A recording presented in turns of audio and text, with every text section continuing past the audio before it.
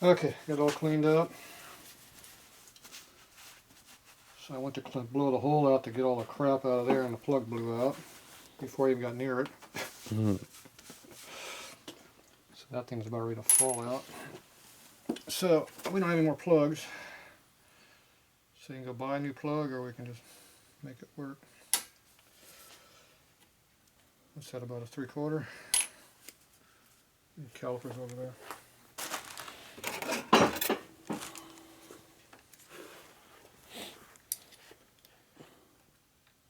$900. The hell size is that? 22.72 metric. So it could be a 23mm plug, Mm-hmm. or it could be a 900 plug, or a 7/8 plug that's oversized. Way over. I don't know what it is. Probably cheat and reuse it. Let's see, how big of a crank pin did I go up to on these things? 772. This is not an accurate caliper though. It's within 3. So the other ones were 670, I think. I think it was a diameter twin cam. So what's that in metric?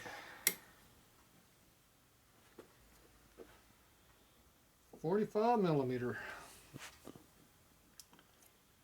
Mm. Couple hundredths over.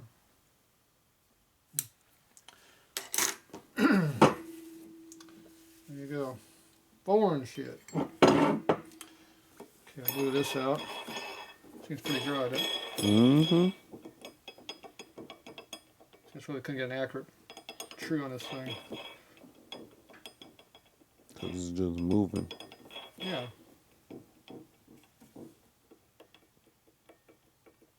That's up and down. Mm-hmm. You can't chew a crank within 2 thou if you got 2 thou clearance this one. Right. It's probably more than 2. That's quite a bit of. Usually you can't feel anything doing this kind of crap like this. It's got at least 2 in there, if not 3. So that's not very good.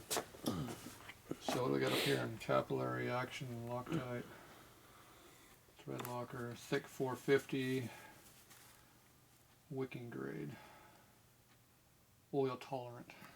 Perfect. Everything we need. So you know it's good stuff. It's plugged up already. Oh, it disappeared. That's thick.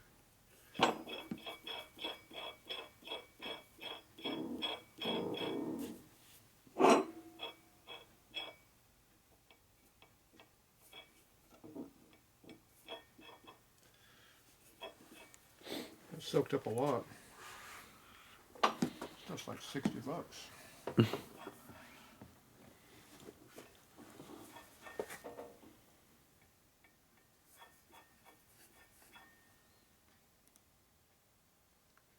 Not sure how much you're going to put in there. It's going to start pouring out the bottom.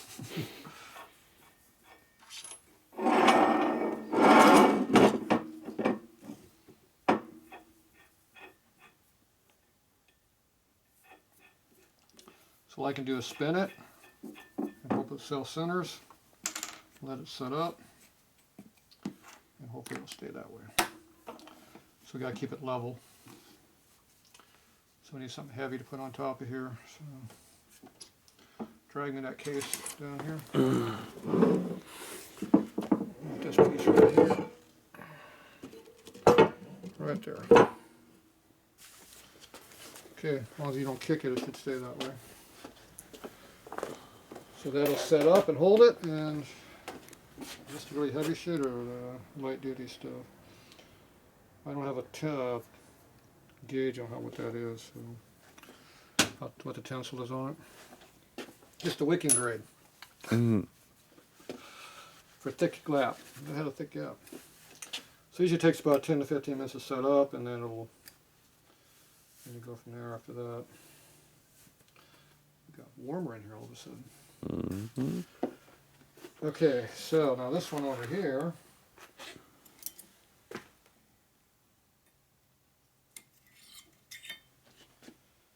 just kind of float around in there.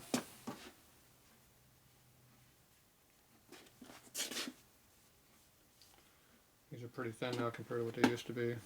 That's thin. Because they don't need to be thick. Surprised Harley figured that out. Actually, it takes a little bit of brain power to figure that out. I'm shocked. Mm.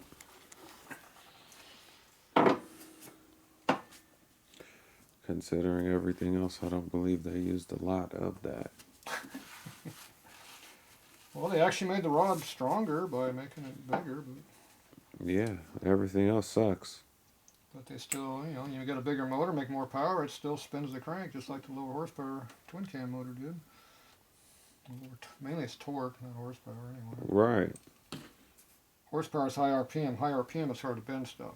Mind you, this crank went from having stock horsepower for a good 10,000 miles to having a little bit more than stock. Somebody beating a tar out of it. Yeah, and then it got in my possession, and then It's all downhill.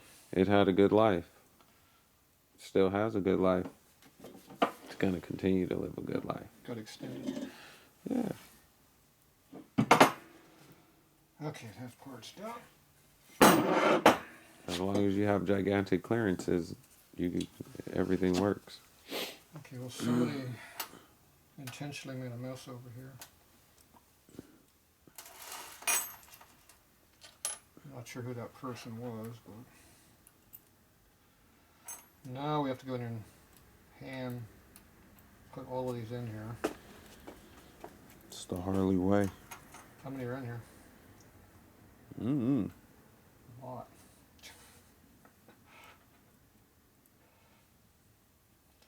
Having a nice flat table helps though. The rollers aren't covered with oil anymore, so that helps. They're not sticking to my fingers like they were. But they also don't stick inside the holder as oil either, so there's a trade-off. I'll take the clean ones over the dirty ones any day. Except for that one. It didn't like me.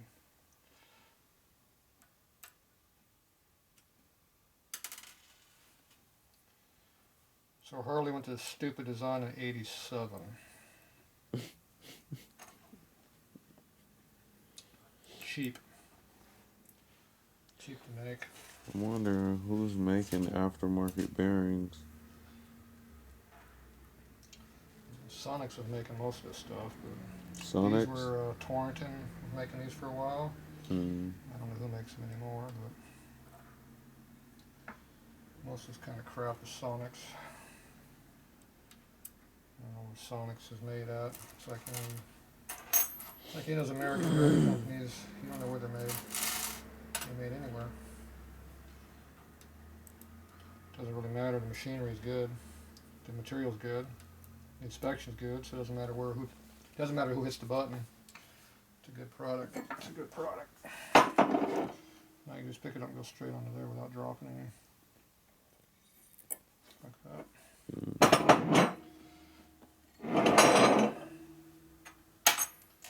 Let's see how the long ones are going to be. So these ones still flipping from the outside still? Not really. No, they look like an inside cage thing. Yeah, well, on the Evo ones, this one would actually come in from the outside. On these ones, nope. Nope. Yeah, definitely inside out. As I'm putting these in there, I'm rolling across my fingers. If there's any grit, I'll feel it. Even though they've been cleaned, they still, you never know. Don't bump the container. Mm-hmm. These are actually a bit harder to do because it's got the same holding power, but you got twice the length or better. So they're easier to fall out.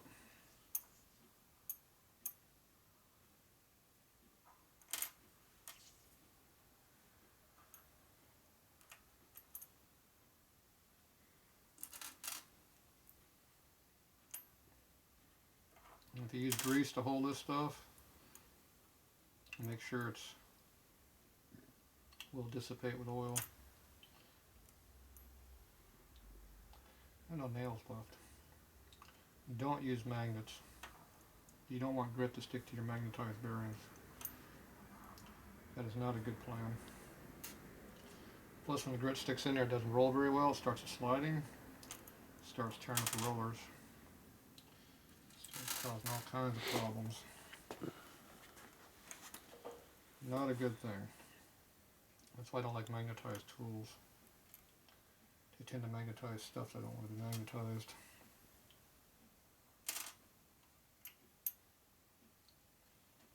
See a recurring problem here? Mm-hmm.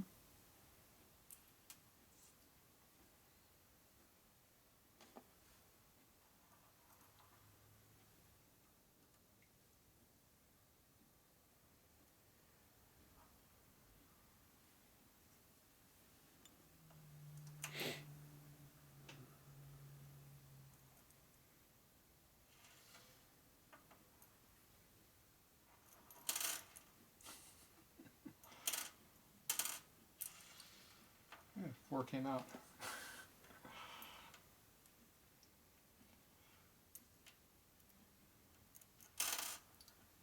Three more came out because I moved it. Mm-hmm. Yeah, I'm starting over now.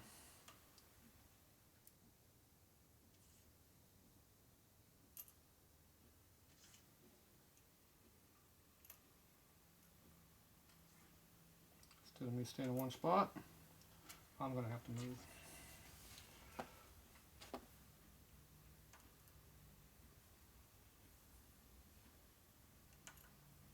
Well, I got to start using my thumb instead of my finger.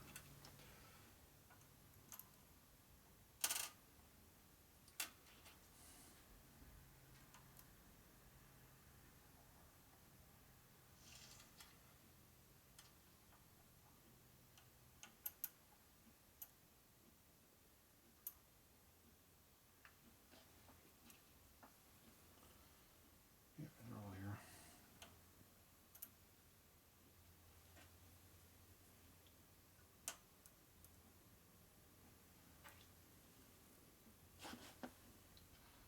Last.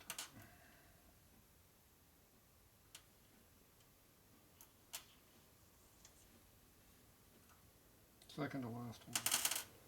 Fifth from the last one. It's in a bad spot, I can't do it.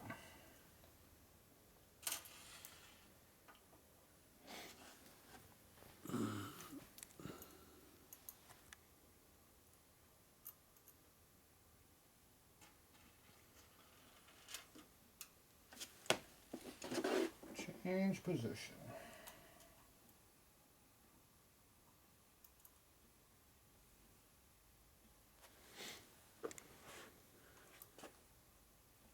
I'm on the last one again.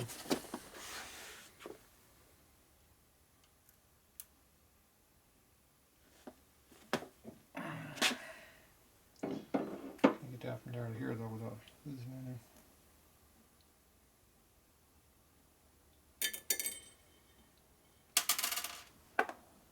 Nope.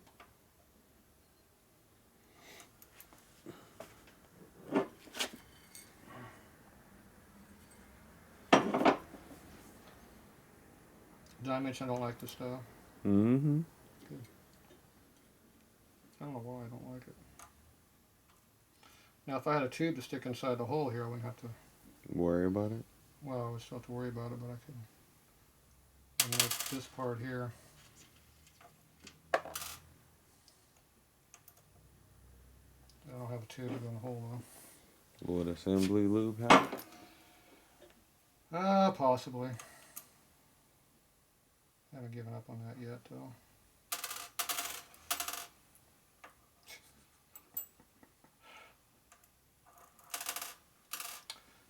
Yeah, they're half out now.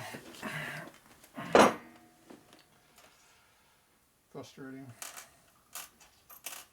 Yeah, now they're more than half out now.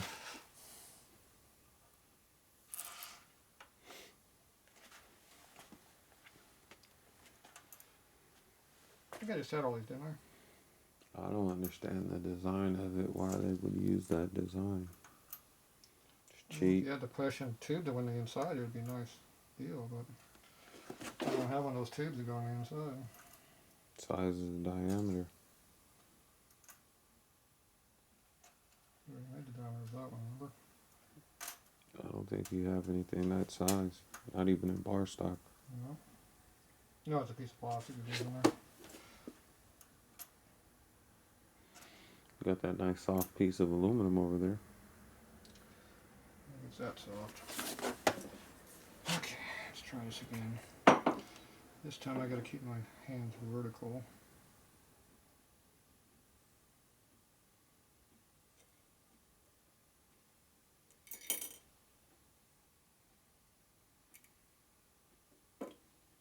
Yep, I would do the same thing. It fell inside the pin. Well, that's a good place for it. Yeah, I would have done the same thing.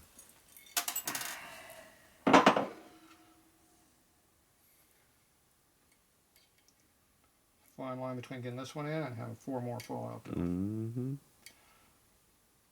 Because you basically have to come all the way up to get it in. Alright. You just can't get frustrated about it. You just gotta do it.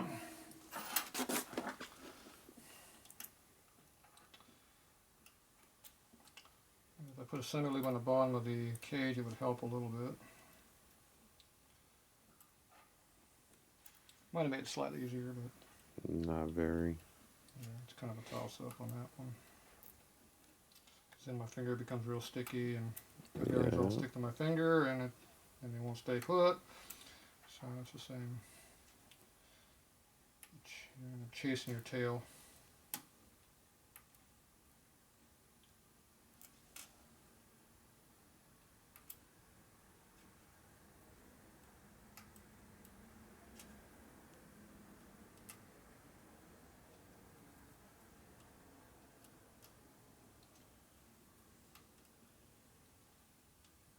It's a job you do for new kids to figure out how to work on some stuff. Man. See if their frustration level's up.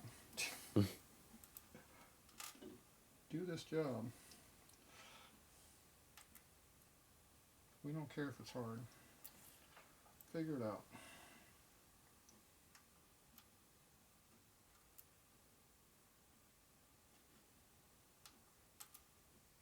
So now the kid, I was separating bolts, hardware,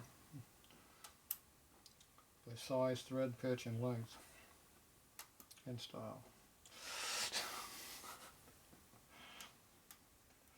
I didn't have a problem doing that. Didn't bother me. It was fun a little bit.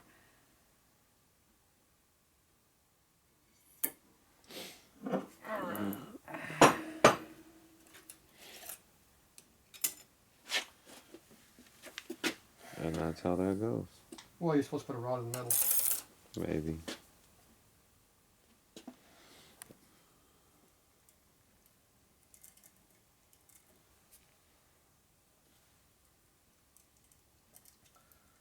So they're getting, what, $1,200 or better now to rebuild a crank? Mm-hmm. Dark Horse. I think it's like $1,000. Just send your crank to Dark Horse to have them to do it. It's like $1,000. What are they doing for parts? I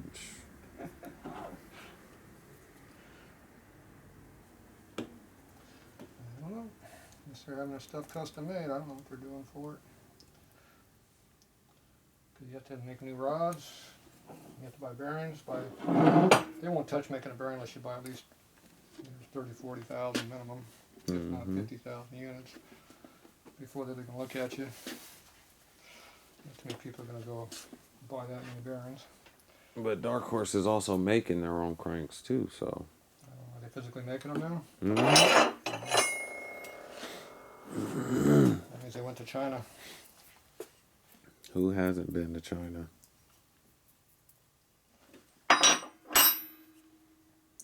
Then why are they even screwing around with Harley cranks? Once you become a manufacturer, you don't want to screw around with junk. You assume they're making their stuff better than Harley, so.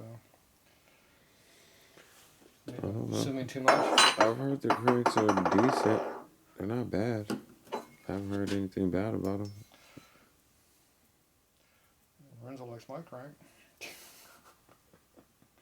Even though I say it's a piece of crap, it ain't worth your time. He ain't even rode the bike in 4 damn 2 years yet. Yeah, but 2 years of his driving. All right, Why this he is ain't left got no side. clutch now? This is left side, so the rod goes in the back. This rod goes in the back.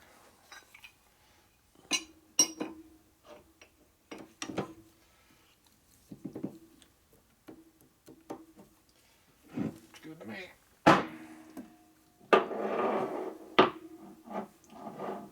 Oil residue on there.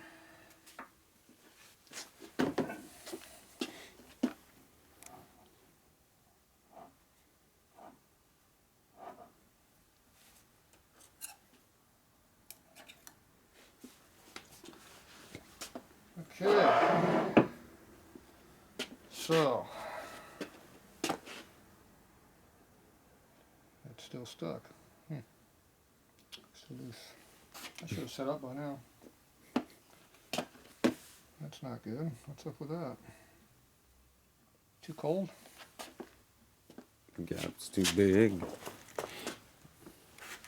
says high temperature. Yeah. It's at least 56 in here right now. That should have set up already. Gap's too big.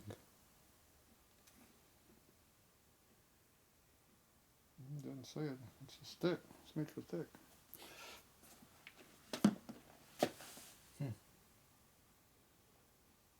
It's wicked in there. Didn't come out the other side yet though, which is kind of disappointing. I put a lot in there. It's not sucking it up like it used to.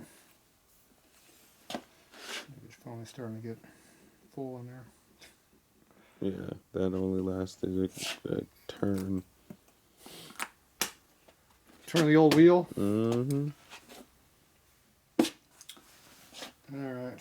Well, we need to speeding up the process a little bit. Add heat. Exactly. Add heat.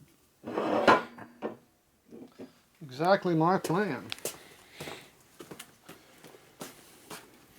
Add some weight. We got around it's heavy. Give me one of them crappy cylinders over there. These? Yeah. Actually, got those right there. That'll work. Ain't going anywhere. You said crappy. Yeah, I know. I had my parallels right there, so Mm. could have used those. But it's all right. So how much heat do we need? Enough. Enough. Enough to warm it up. Just a little bit. It's kind of cool in here.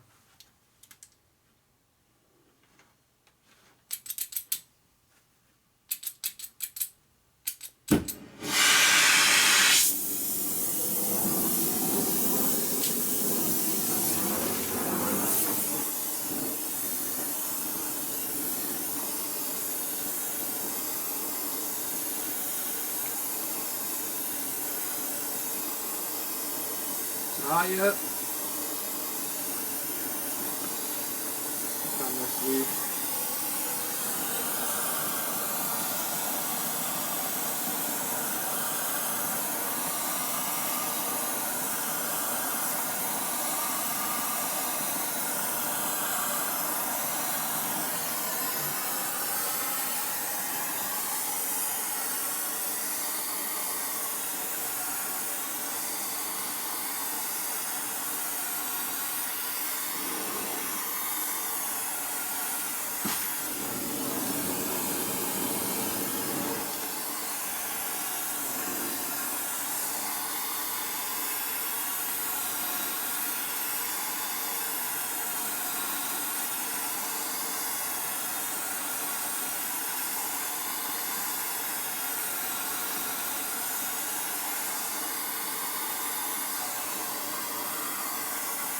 It's cold over here now. Mm-hmm.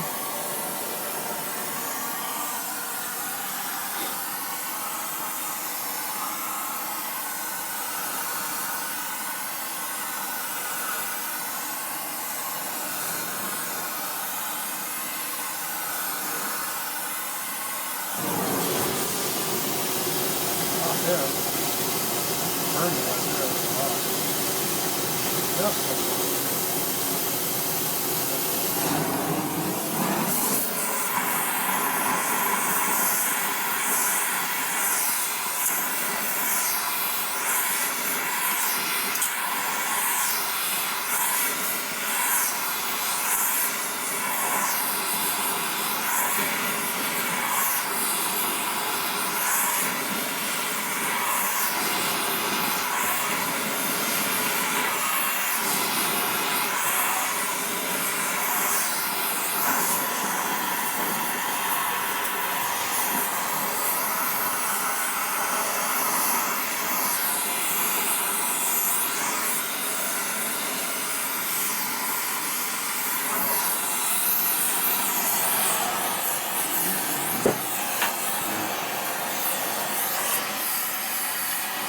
Dry flame off the part.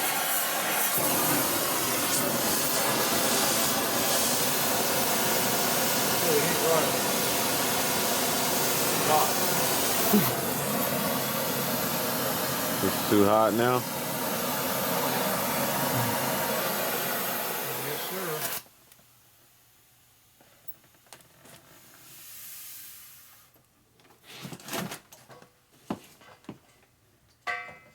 He's definitely up there to more than a couple hundred degrees. Mm-hmm. Loctite's good to what, 400, wasn't it? 450? 450. Perfect. Flywheel's also warmed up for help pressing together. Let it normalize a little bit. Well, it looks like it pushed a lot of that Loctite up. Why, it went up? Yeah, because that wasn't like that. Bubbled? Mm-hmm. Yeah. Looks like it pushed it up. Bench is warmed up too. Good, we'll let it set. Hopefully it'll solidify and do its job. Okay, we're going to get this plate back and mounted over there on the milling machine. Because this is heavy.